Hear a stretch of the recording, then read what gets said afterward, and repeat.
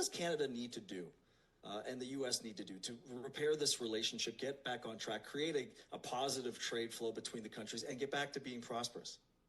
Well, I think the roadmap's quite simple. They have to unwind the damage done. It's very easy to see what that was. Last year, for example, the entire spectrum of Canadian pension plans only put 8% of their AUM, assets under management, into Canada. They don't invest in their own country anymore. And there's a specific reason for that. You can't, if you do infrastructure investing, you can't get permits. If you recall, the policy C-69 made it impossible to invest because nobody wants to spend decades getting a permit and paying for all the engineering and design knowing they're never going to get it. And just maybe return on investment. Yeah, there's no return. And so Canada stopped being a place to put sovereign wealth to work, and it went to zero, basically.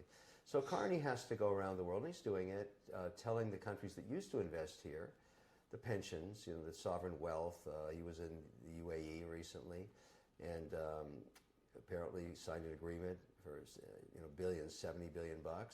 Yeah, it's a great pledge, though, Kevin. We got a lot of MOUs here and non-binding agreements. Yeah, I know, but I mean, listen, for a lot of money. Trump is guilty of that too. But the reason it's nice to say that is, at the end of the day, you have to make it investable, which means you have to unwind this idea you can never get a permit to build anything, and that's really the problem.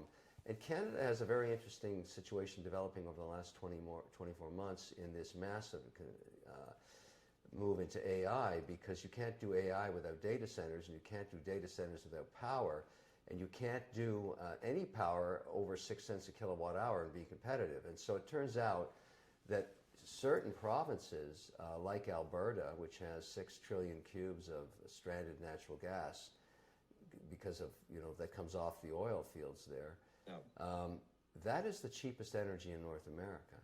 And so I would think that Carney and Evan Solomon, who's now his AI minister, have probably figured that out already and would say, let's make this sector one of national importance, because you're not building a pipeline. You're now dealing in ones and zeros, a digital economy, which is what even the idiot king liked that idea, although he didn't understand what it took to do it. But that means you have to get permits, because you need water, you need power, you need fiber, you need permits, you need people, you need hospitals.